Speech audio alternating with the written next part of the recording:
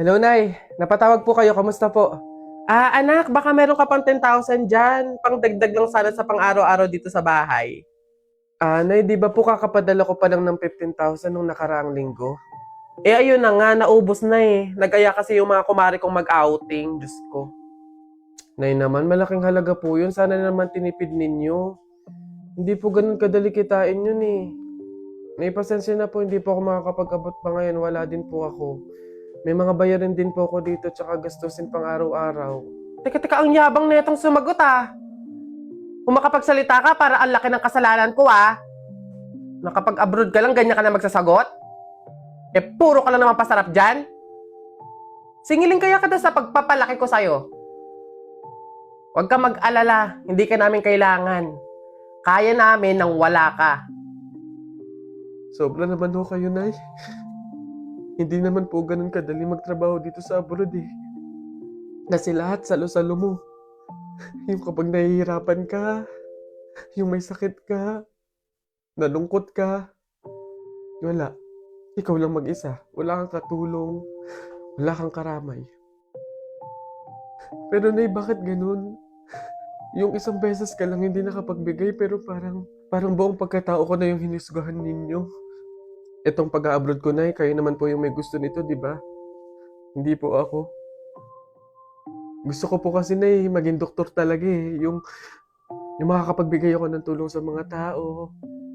Yung makakapaggamot ako ng libre. Yun talaga, Nay. Kaso mahirap kasi tayo eh. Kaya itong pag-a-abroad ko, pinili ko na lang to para sa inyo. Na yung pasarap po ba na sinasabi nyo, yun po ba yung kapag natanggap ko na yung sahod ko, bibili ako na kahit man lang pares ng damit? Yung pasarap po ba na sinasabi nyo, yun ba yung kapag after kong magtrabaho, magpakapagod dito sa abroad, yung kakain ako ng masarap kahit isang beses lang? Yun po ba yun, Nay? Pasensya na po kayo, Nay, ah.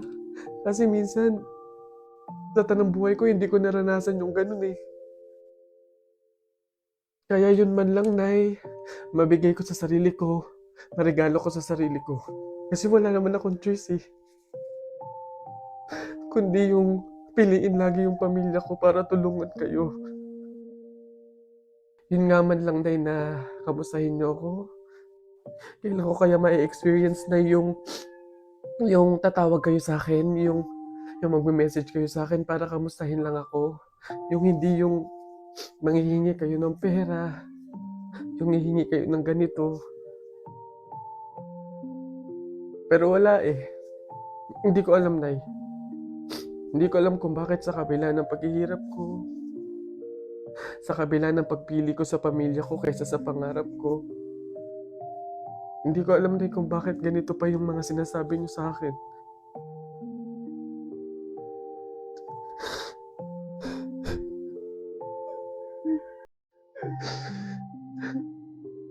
Gusto ko na madaming taong makakilala sa akin.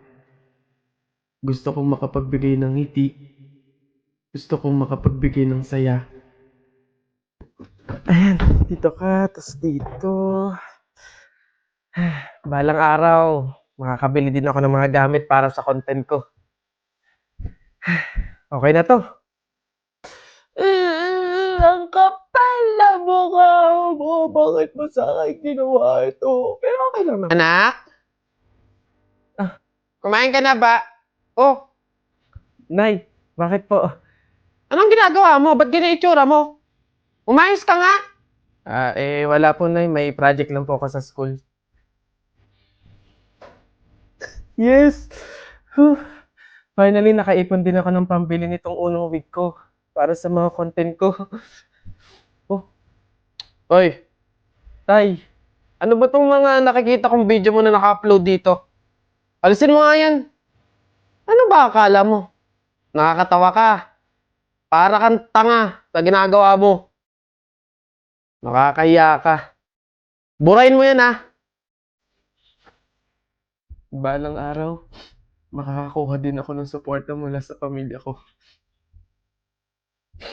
Magiging proud din sila sa lahat ng ginagawa ko. Mas pagbutihin ko lang talaga. Kaya ko to. Nasimulan ko na eh. Ngayon pa ba ako susuko? Naniniwala ko na magbubunga din lahat ng sakripisyo ko.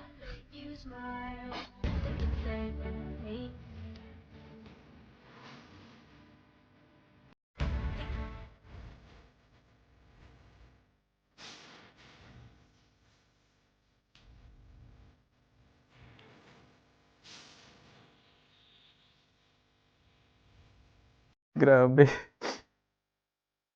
Hindi ako makapaniwala na magagawa pa yung mga bagay na pinapangarap ko lang noon. Napakasaya sa pakiramdam na unti-unti na ako nakakausap papunta sa mga pangarap ko.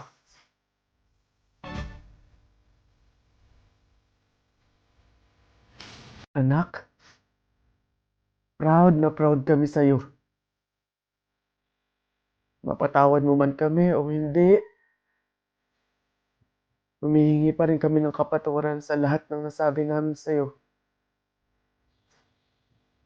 Anak, sa lahat ng gusto mo pang gawin sa buhay mo, basta ikakasaya mo. Nandito lang kami lagi para sumuporta sa'yo. Mahal na mahal ka namin, anak.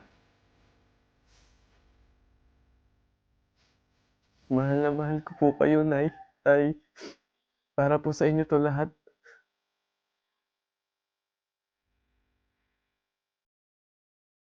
Uy, babe! Kala ko ba magbabaraki tayo this December? Holiday season na oh. Ano na? Babe, ang pasto pa ako ngayon. Short nga ako. Side na nga. Next time na lang.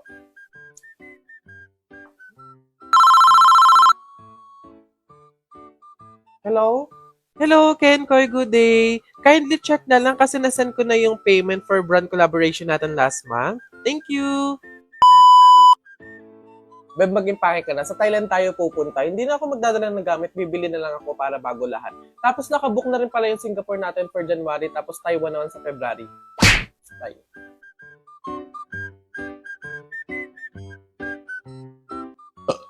Babe, magkano ang bag ko sa food? Ay, ang OA! Ako na to! Ay, hindi. Okay lang. Mag-aambag ako. Ano ka ba? Sagot ko na to. Gift ko na sa'yo, ganun. Hindi naman ganun laking kabawasan. Ito naman. Babe, grabe ang pinamili mo. Ang mahal pa. Bibili ka ng brief 19,000? Ang gastos mo, day. Si OA, gift niya sa sarili, diba? Deserve ko naman to. Tsaka, may magbabayad pa naman ng mga brand. Mga tatlo pa yun. Doon na lang ako magtitipid. Bes! Ano? Anong Tagalog ng per minute? Kada minuto? Mali! Bawat minuto, ako'y di natuto. Ipilit mo, iba. Bes! Chat mo nga yung ex ko. Ha? Bakit? Sabi mo na ako makahiga.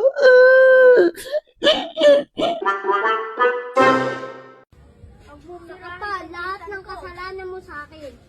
Pumupunta ka sa bahay na hindi ka nagpapaalam na bumukas ng electric fan. Sino nagbabayad ng electric fan? Sino nagbabayad ng kuryente? Ano?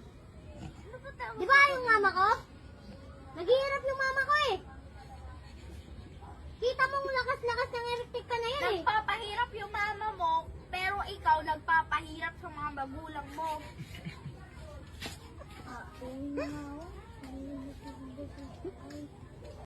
Pre, ano yun? Pre, kung sakaling mamamatay ako, magkano yung iaabuli mo sa akin? Ay, grabe naman sa patay agad. Huwag ka naman magbibiro ng ganyan, pre. Pero sige, dahil nakasama kita sa hirap at ginhawa, sa saya, sa lungkot, kaibigan kita, siguro mga 2,000. Bakit? Ay, oh. Pre, baka pwedeng i-advance mo na yung 2,000 para pag namatay ako, kahit wag ka na magbigay. Di ba? Ano advance? Ano na ito? Lo, tatanong lang. Try lang, baka makalusot. Gulay po, gulay. Ate, kuya, gulay po.